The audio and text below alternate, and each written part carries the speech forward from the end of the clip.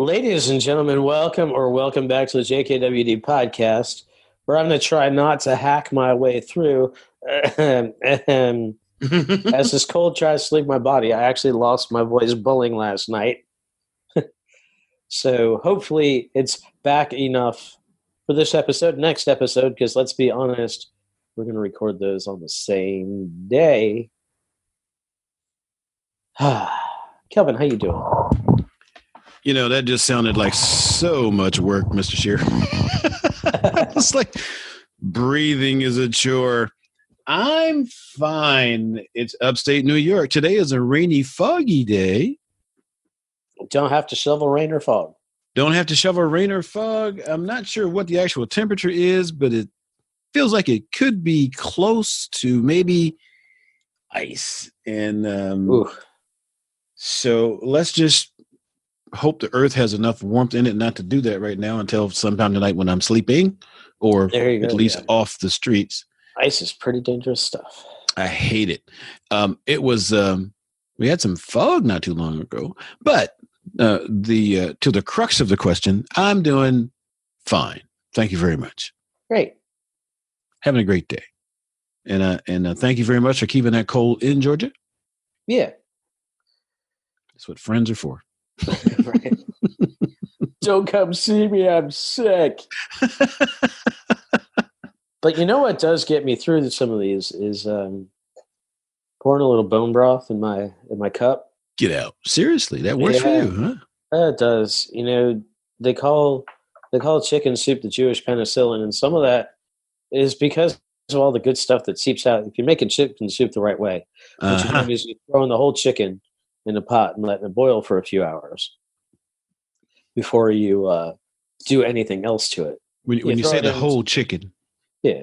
I mean, you pluck it and you pull the organs out, but thank you very much for that. I needed that clarification. Okay, yeah, no, like you just like you would roast a chicken. You like just throw the chicken in the pot. So you get all the good stuff. You get, all the collagen and all the good stuff that comes out of the bones. And Kettle and Fire does that with all its bone broths, which is why it's so good for you. They go low and slow for 10 or more hours with organic herbs and veggies to make it taste good. And our good friends over there want to give you 10% off. So go to kettleandfire.com. That's KETTLEANDFIRE.com. Use code BetterHumanhood at checkout, and it'll give you 10% off your order. Maybe I should just go now. Oh, no, that's a computer thing. Never mind. Yeah. Okay. We can probably do that while we play the music. Yeah, there we go.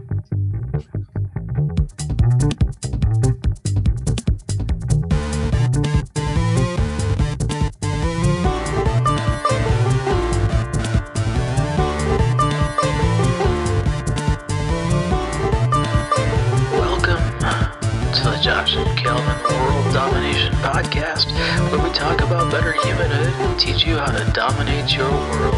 You ready? Here we go. So I was in the float tank last week. Did you? You went back, huh? Yeah. I'm not getting back as often as I'd like to, but we'll get there. I have been meditating every day. I think we're up to over 180 days now. So it's been over 6 months since I've been meditating 10 minutes a day. And I got in the float tank and I was brought to mind of a story. Well, it's not a story I was told. It was a story I lived. A couple of years ago, my wife and I were in Hawaii for the Master Key retreat. Yes, sir. We talk about MKMMA. Well, one of the things we did was we didn't go on a honeymoon. When we got married, we knew we were moving to Georgia, so that was the cost. It was. We knew we were going to have to put that money into renting a truck and storage unit and gas and all that stuff. So we said we'll get to a honeymoon. Let's figure out our move first. And so when we had this opportunity to go to Hawaii, what we decided to do was go 2 days early and stay a day late. So we rather than just show up the day that the event started and leave the last day, we tacked a couple of days on the front and a day on the back. And the first full day we were there, we went on this hike up toward a waterfall. Mm-hmm. And yeah, my wife on the way back down, we hit this muddy spot where we're descending, and somebody had kind of made rock steps, but they were steep. Mm-hmm. So it was like a 2 foot, like a 2.5 foot step down from one to the next sometimes. There was one that was particularly muddy, and I reached my hand down and I touched the ground to balance myself and step down, and I suggested she do the same. And she's like, I don't want to get my hands muddy. And she grabbed a branch to steady herself that was not a sturdy branch, and she fell. And she's like, I don't want to do this anymore. So, well, I mean, we got to go down. Like, you got to keep going. But when you look at this, you can either be the girl who fell in the mud, or remember when we were back there at the waterfall, which is what we hiked up to, and you were sitting down with your feet dangling over the edge, looking up, laughing and smiling. You can choose to be her instead. And I reflected on my year, and I don't know how much we've said on the podcast, but from us talking that I felt like it's been a pretty hard year being home with the baby every day, and then working at night. But there are, of course, a lot of happy times. And I was reminded, just laying in the float tank, you could be laughing at the waterfall, or you could have a muddy behind. And so I made the conscious decision at that point to bring the laughter back. And so I've been trying to see everything with a little bit of amusement these days. Now, that gets difficult, of course. We're recording a couple of weeks ago, time travel from the podcast and everything, and the baby was up from like 2 to 4 in the morning on a night when I didn't have to work. But, I got to the gym. Well, everybody was asleep after she finally went back to bed. So I got some joy out of it anyway. It's not laughter joy. It might be in a couple of weeks when I look back, because one of the things I did was I made a big step in. I was growing a small percentage at a time, getting back to where I've been, and I made I made a big old 40% leap. Instead of a baby step. Mm-hmm. So I went back and I did something that, it was excellent for myself. And I came back home and I made myself a nice big breakfast. So everybody was still asleep. I didn't have to share it with anybody. Got to have that all to myself, and then got a couple more hours of sleep. But thinking back to, just being able to sit at the top of that waterfall and laugh is what has me going right now, and just bringing joy back into the life, and making even the seemingly difficult moments a little more joyous, or finding some humor in them. Yes, sir. And yeah, I haven't done that exercise recently. Of course, I also didn't go to Kauai with you guys when you. Yeah, I could have probably been laughing at that over the. Huh? That's not our fault. I'm sorry. I did not intimate that I was placing blame any place on that. Although you could have hit the lotto and paid my way. I'm just saying. Because when we get into those moods, we want to blame somebody else that we're not having something. We can get very creative with that. But yeah, I got a couple of other trips I didn't go on. You didn't pay for too. But the deal is this year I should pay for them myself, and I'm sure I'll feel so much better about that and carry through on those plans. But yeah, every once in a while, I take little things like that because I've had a couple of last week. I went to last Saturday.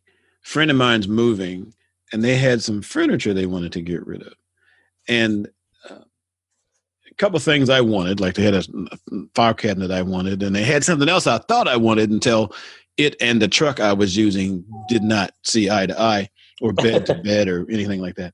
But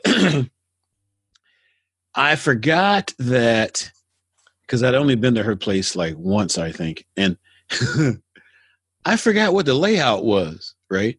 So I knew she lived in an apartment building and I knew she lived up, but I took my little yellow, what do you call that thing you stick a file cabinet on when you're going to roll it up? Like a dolly kind of deal? Yeah, that thing, the dolly, yeah. Over there, and I said to her, how many steps you got? So when I got there, and she opened the door to her apartment, up the hill on just grass, and then there was 5 steps up to the porch, and then when you got inside, there were 10 steps going so very close to straight up. I'm like, I forgot this. So I'm trying to move this filing cabinet. We finally got that down the stairs and then to the bottom. And, of course, everything's tight in an apartment building, And then I got on the porch and I went down those stairs. And now I'm on this semi-muddy hill going down to the truck, right? Did I mention that I didn't have any help? All right. So, and I'm sitting there and I'm gonna just tip the file cabinet up and just gonna roll it, just gonna slide it onto the truck. And I lost my footing. I'm sitting on this cold, muddy ground on my butt, got this file cabinet basically sitting in my lap. And I'm sitting there cracking up going, the neighbors are having a really good time looking at this. And man, and I just like, okay, I didn't hurt myself, so I'm in good shape. So let's get up here and see if we can whoop this sucker. Because I didn't have anything like smart like boots on, just my sneakers. Right. I'm really, really prepared for this job. But I did have gloves. So one of my joy gifts, and I've actually taught this, is the ability to laugh at myself. That's so important. I tell people I do some really goofy stuff, and I embarrass myself terribly. My standard line is, I would have been embarrassed, but I didn't have time. Stuff like that. So luckily, I have enough of those moments, and I have cultivated the art of laughing at me so that those things don't bother me. As long as I'm not bleeding or something, we're in good shape. But I tell people all the time, if you learn to laugh at yourself, then someone else laughing at you has absolutely no power. Because they're just joining you in a good laugh. And boy, I tell you what, I give people a lot of opportunity to laugh at me. So that's not quite the same as dangling my feet off by the waterfall in Kauai, but if you can take some joy in the fact that you got your butt in a mud puddle. Oh yeah. Did I mention it's winter here? It is. It's winter here too. It's just manifests a little but that's differently. different. Yes, it just manifests differently. That's all. Yes, they do. So we can find. So how did you cultivate that? How did you cultivate the ability to laugh at yourself? I don't even know. I probably read something somewhere, but I used to laugh at other people, and we all do, if you see somebody across, guy walks into the pole or something, you just, I'm glad you're not me. Exactly. And I started doing some of that stuff. I'm like, I didn't mean to walk into that pole. But, I did. Oh, no. You know what I did? I don't know if I've told this story on the podcast before, but a few years ago, I went on a cruise to Puerto Rico. Well, actually, the cruise wasn't in Puerto Rico. It was a Southern Caribbean cruise, but we left from San Juan to get the ship. And on the way back, we had we got off the ship early because when you go on a cruise, you are the star, and when it's time to get off, it's like, don't you dare jump over that, don't you touch that ribbon, that's for the people coming on, don't touch it, no, get away. So we were lucky enough to get off the ship bright and early that morning, which meant it was a really long wait to my flight because my flight wasn't going to be leaving until like 4:00 that afternoon. Anyway, so we're putzing around the airport. I say me, myself, and I. We were having a good time, and they finally get to call me to go to the flight. Now we got there like 8:30. This is now like 3:30 in the afternoon. We're about to board the plane, and I got up and I gathered all my stuff together and I went around to go through the gate, and I happened to look over where I was sitting by the phone booth, and my cell phone was over there charging, and I was looking through this glass, and so I didn't notice it. I went up and I said, okay, I got to get that before I get on the plane, and I handed the woman my ticket, and she stamped it or whatever she does with it, and then I made a direct lunge to go get my phone, failing to notice the 3/4-inch plate glass wall. Oh. Well, it was plexiglass, but it was very clear. And I felt like that pigeon in the Windex commercial. It's like, yeah, maybe don't clean the glass so well next time. Yeah. So I hit that sucker, and it was loud. So suddenly, I mentioned Puerto Rico, the guards at the time were hanging around the airport with Uzis. All right. So it sounded, when I hit it, it sounded like a shot. So everybody, now I got like 200 people looking over at me while I'm standing there looking at this glass. And the airlines lady is like, "Sir, are you okay?" And I said, "That's really good glass." Oh, man. And I got on a plane. I was so embarrassed. Like I said, I've really been embarrassed, but I didn't have time. So I cracked up for months on that. That was like 4 Toastmasters stories we told for that one. So, but I do that. I do. So I have to laugh at myself, and because it keeps me humble. And I don't know where I learned it. I picked it up somewhere. Maybe I read something about, laugh at your foibles or something.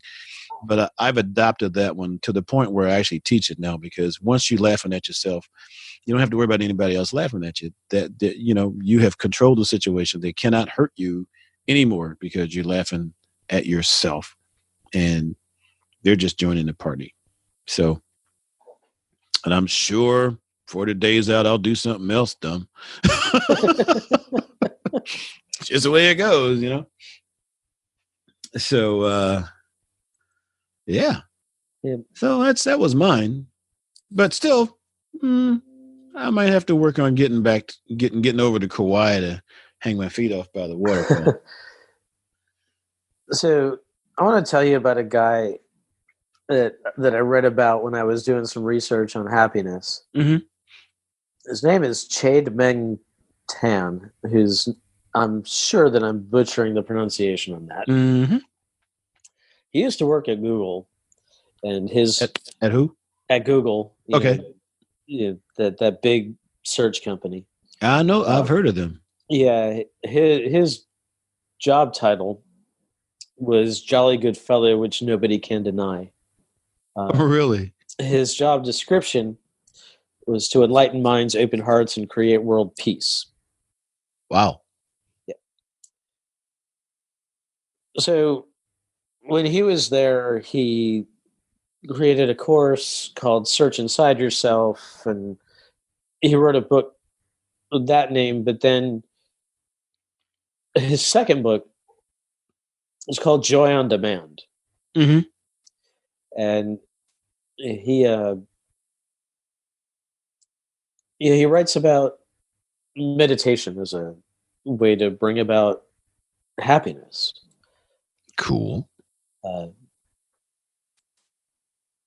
He writes, people have a remarkable ability to adapt to both good and bad fortune, and that we can each have a relatively stable level of happiness that we eventually return to even after major positive or negative life events. Now, the research on that, like, you wouldn't even believe. Oh. Like, yeah. Amputees and lottery winners, Mm-hmm. within a year, they're both back to their baseline level of happiness.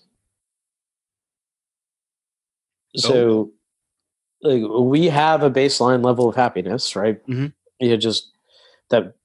I'm sure that makes sense to most people. Oh, yeah. Like whatever you live in your life, whether That's you, where I live. Yep. whatever you want to call it. If you want to give it a number, you might be at 20, or you might be at 80, or there's not actually I'm sure there's a measurable scale somewhere. Mm-hmm.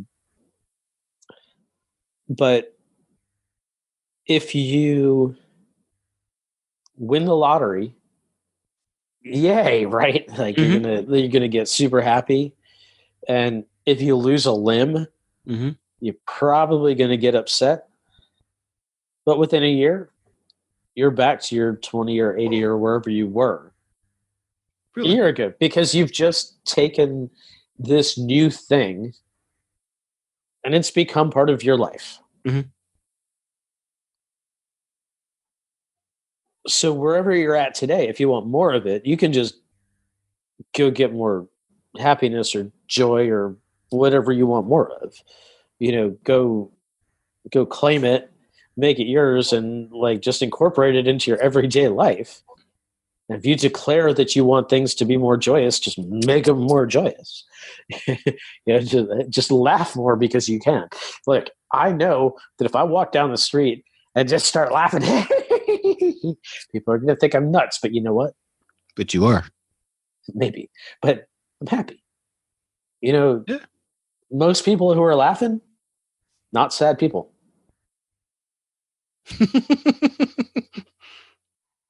That was profound. That was profound. And you're right.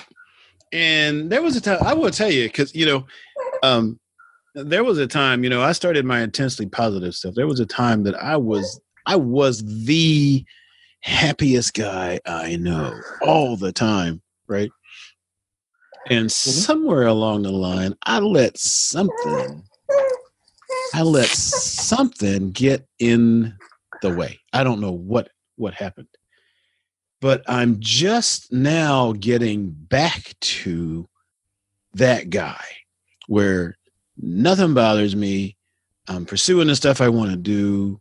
I got to focus on some things, and I'm just putting them together and having fun. And, if it's not working, read a little Tony Robbins lately, we like to talk about failure and stuff. And Tony Robbins says, there is no failure. There's only results. And if you don't like the one you get, go get something else, So right. You haven't failed until you quit, right? Right. Right. Pretty much that. So just getting back to that guy, and I noticed that as I do that, the people who show up are the happy people again. There's even a couple people I don't especially like, but they're happy when they get to me, so we have fun anyway.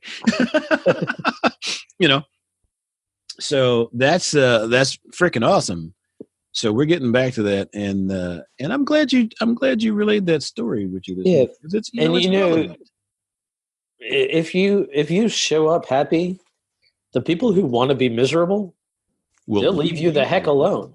They will get out. Yeah, I almost made us an E.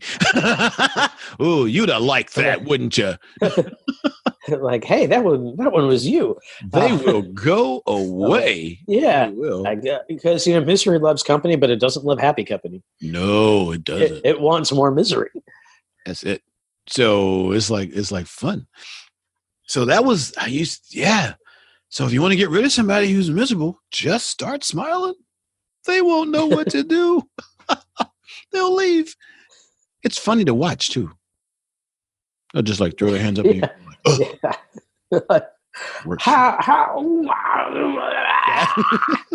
You're so darn happy. Yeah. Well, you could be too, but you didn't want to be. So. There you go. That's the ticket. That is the ticket. So, yeah. So that was a joyful concept. Thanks, Mr. Shear. So, hey, bring some more joy into your life. Bring it into others' lives too, because 'tis the season, right? It is. Not a Christmas guy right here. This guy. I understand. I do see signs that say joy, and I understand that that's supposed to be part of the season, but it seems to stress a lot of people out this time of year. It does, doesn't it? And do you actually know what joy is? Joy isn't going into debt buying gifts. But joy is watching an 8-year-old, or probably not an 8-year-old, playing with wrapping paper. Probably more like a 3-year-old playing with wrapping paper. But or maybe even an 11-month-old who's exactly. Don't let them eat it. Don't let them eat it, though. This is true. But that's what joy is. You don't try to manufacture it. If you just let it in, it'll be there. Actually, letting it out is the thing. Let it out. All right. Yeah, let it out, because it's in there. If you let it, letting it out is what is where the fun stuff is. So yeah, and it gets contagious when you do that. You ever wind up in a contagious giggling fit? Oh, I hate those. Yeah. You ever try to start one on purpose? No. Have you done that? Oh yeah. Does that work? It does. Well, apparently you gotta find a second giggler. That's the key is making sure that wherever you are, there's another giggler. Because if you don't have somebody else who will giggle, then the rest of the group won't. It has to be a tag team. That's right. Yeah. You gotta infect one other person, and then you can get the whole group. That sounds like a good holiday experiment. Ooh. Hey, maybe I'll do that one day. There's a challenge for you. Oh, yeah. Yeah. How many giggle fits can we create around the world this season? That sounded like a Scooby-Doo. Oh, yeah. Yeah, that was Scooby. That was very Scooby-Doo. I don't know where that came from. It's been a while since I heard your wife snort. We need to have another party. She's off at work today, so you're not going to hear it on this podcast. Well, because I remember it used to be our goal. This is before you guys became, that couple. Because I remember it used to be our goal to see if we could make her laugh hard enough to start snorting, and then she'd say rude things to us. I mean, while she was laughing, but And that used to be the only way to get her to say rude things to you, too. To say what? That used to be the only way to get her to say rude things, too. Oh, yes. Which just made us laugh even that much more. Oh, that was crazy. That was good. Yeah. All right. So there's your challenge today, listeners. Go out, start a giggle fest. Hey, do it in the middle of your Monday morning meeting. Because everybody hates Mondays except you right now, because we just brought a little bit of joy into your life. Now, Absolutely. go get some. Come on by jkwdpodcast.com to spread a little love and see show notes for this and all our other episodes. Rate, review, subscribe to the show. Go to kettleandfire.com. Use code BetterHumanhood at checkout for 10% off of your order. And we will see you next time. Bye-bye.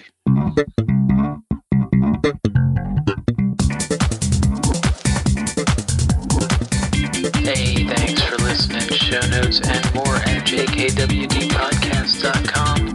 Don't forget to subscribe, leave a review, and share with your friends. And we will see you next week. Bye.